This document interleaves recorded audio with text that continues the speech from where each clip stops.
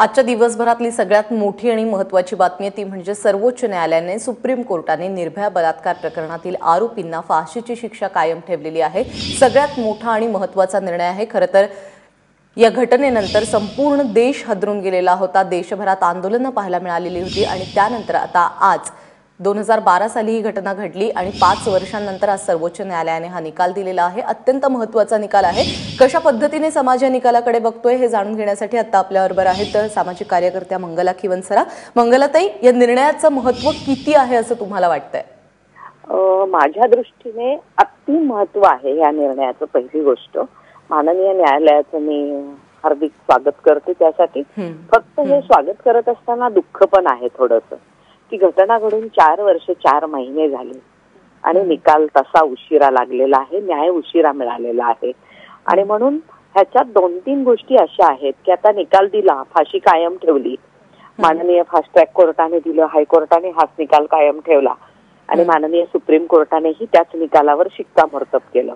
मंगलताई, मी तुम्हाला थोडंसं थांबवतेय, आपल्याला बोलायचंच आहे। मात्र उज्ज्वल निकम आता आपल्याबरोबर आहेत, ज्येष्ठ सरकारी वकील। निकम सर, कसं पाहता या निकालाकडे? अत्यंत महत्त्वाचा निकाल, सगळ्या देशाचे डोळे लागलेले होते या निकालाकडे। हा अत्यंत महत्त्वपूर्ण आणि क्रांतिकारक निकाल याचं वर्णन मी असं करेल।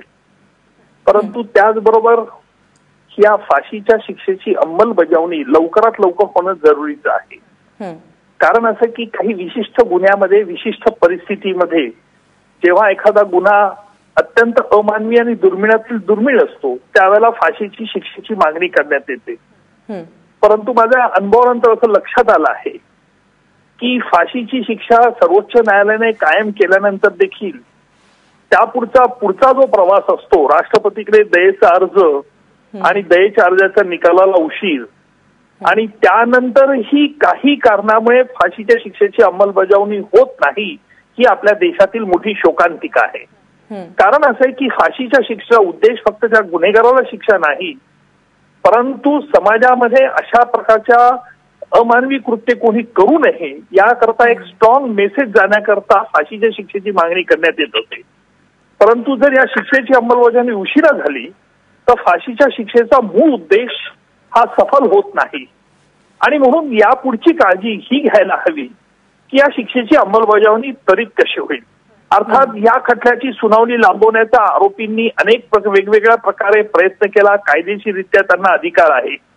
परंतु दुर्दैवाची गोष्ट अशी आहे की यातील एक आरोपी हा स्वतःला अज्ञानी म्हणून ज्याचं क्रौर्य इतर गुन्हेगारांपेक्षाही जास्त होतो, तो कायद्याच्या कचाट्यातून सही सुलामत सुटतो। याला कायद्याचा कमकुवतपणा म्हणावा की आपल्या कायद्याचा पराजय म्हणावा, हा मोठा प्रश्न आहे।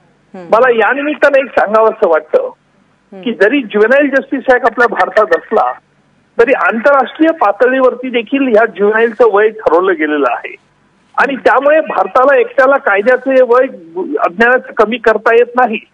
परंतु केंद्र सरकारने या संदर्भात एक चांगला कायदा केलेला आहे। या कायद्यामध्ये असं स्पष्ट म्हटलेलं आहे की एखाद्या अज्ञानाने केलेलं क्रौर्य हे जर त्याला त्याच्या परिणामाची जाणीव असेल तर मात्र त्याला पिनल कोड खाली विशिष्ट परिस्थितीमध्ये चालवला गेला पाहिजे। अर्थात याबद्दल अनेक आहे।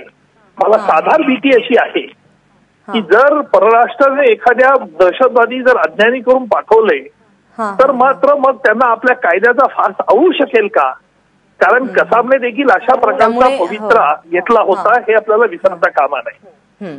निकम सर, खूप खूप धन्यवाद। काही गोष्टी कडक करणं गरजेचं आहे, नियम बदलणं गरजेचं आहे, कायदे थेट त्याची अंमलबजावणी होते का हे पाहणं देखील गरजेचं असणार आहे। निकम सरांनी या सगळ्या संदर्भातलं सविस्तर विश्लेषण केलं, त्याबद्दल धन्यवाद। मंगल खिवनसरा सामाजिक कार्यकर्ते आता आपल्याबरोबर आहेत। मंगलताई, जसं आता निकम सरांनी सांगितलं की काही गोष्टींचा बदल होणं खूप गरजेचं आहे, इम्प्लिमेंटेशन वरती जरा काम होणं गरजेचं आहे। खरं तर या घटनेनंतर अनेक कायदे कडक केले गेले, मात्र घटनांची काही कमी होत नाहीये, घटना वाढतातच आहेत असं चित्र पाहायला मिळतंय।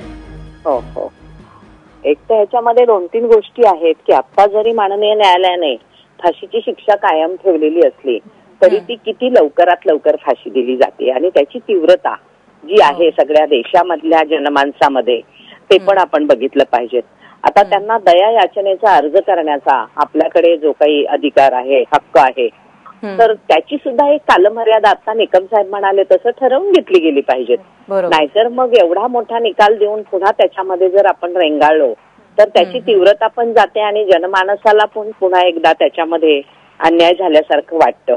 आणि म्हणून ह्या निमित्ताने 4 वर्ष 4 महिने तरी सुद्धा लागलेत ह्या खटल्याचा निकाल लागायला. हे सुद्धा खूप मोठा कालावधी आहे. म्हणून 2 गोष्टी फक्त मला ह्या निमित्ताने सांगायच्या आहेत की इथून पुढे अशा घटना घडू नये असं आपल्याला वाटतंय, पण दररोज घडतायत, संख्या वाढताना दिसतेय. म्हणून 90 दिवसाच्या आत चार्जशीट दाखल झालंच पाहिजे कुठल्याही परिस्थितीत आणि पुढच्या 90 दिवसामध्ये निकाल लागला पाहिजे म्हणजे पाहिजे, तरच कुठेतरी कायद्याचा आदर आपल्या जनमानसामध्ये राहील आणि कायद्याचा धाकही राहील असं मला वाटतं. मंगलताई, जसं आता आपण म्हणजे उज्ज्वल निकमांनी देखील त्याचाच उल्लेख केला की अल्पवयीन जो आरोपी असतो त्याच्या वयाबद्दलची मर्यादा ही निश्चित करण्यात यायला हवी आहे. आपलं काय मत आहे याबद्दल? माझंही मत तसंच आहे. त्यांनी केलेलं क्रौर्य, त्यांनी केलेली कृती ही किती वाईट आहे त्याचा त्याच्या वयाशी संबंध नाहीये अजिबात. त्यांनी केलेलं क्रौर्य आणि त्या अनुषंगाने असलेली शिक्षा असली पाहिजे तिथे. आणि म्हणून निकम साहेबांच्या मताशी मी पूर्णपणे सहमत आहे. पण मग अल्पवयीन आरोपीचं वय, त्याची मर्यादा कमी करायला हवी असं वाटतंय आणि काय असायला हवंय वय असं वाटतंय? काय म्हणणं आहे की समजा 10 वर्षाचा मुलगा असेल आणि त्यांनी जर अशी घटना केलेली असेल तर तिथे तो 10 वर्षाचा आहे की 8 वर्षाचा आहे त्याचा काही संबंध नाही. त्यांनी केलेलं क्रौर्य काय आहे हे बघितलं पाहिजेत असं मला वाटतं. आजच एक बातमी अशी आली की 70 वर्षाच्या आजीवर पुन्हा बलात्कार झालेला आहे. मग तो बलात्कार करणारा पुन्हा अल्पवयीन आहे. म्हणजे मग काय करायचं काय या सगळ्या गोष्टींचं? म्हणून तिथे वयाचा संबंधच नाहीये, त्याचं क्रौर्यच बघितलं जावं. त्यामुळे जो गुन्हा झालेला आहे त्या गुन्ह्याची तीव्रता पाहायला हवी आहे. मंगलताई, खूप खूप धन्यवाद. तुम्ही एबीपी माझाकडे आपली प्रतिक्रिया दिलीत त्याबद्दल. निर्भया बलात्कार प्रकरणी 4 आरोपींना आज फाशीची शिक्षा देण्यात आलेली आहे. त्यामधला एक आहे अजय ठाकूर, दुसरा आहे मुकेश सिंग, पवन गुप्ता. निर्भयाच्या मारेकऱ्यांना आज फाशीची शिक्षा कोर्टानं कायम ठेवलेली आहे. 2012 साली झालेल्या निर्भया बलात्कार प्रकरणावरती आज सर्वोच्च न्यायालयाने अंतिम सुनावणी केलेली आहे.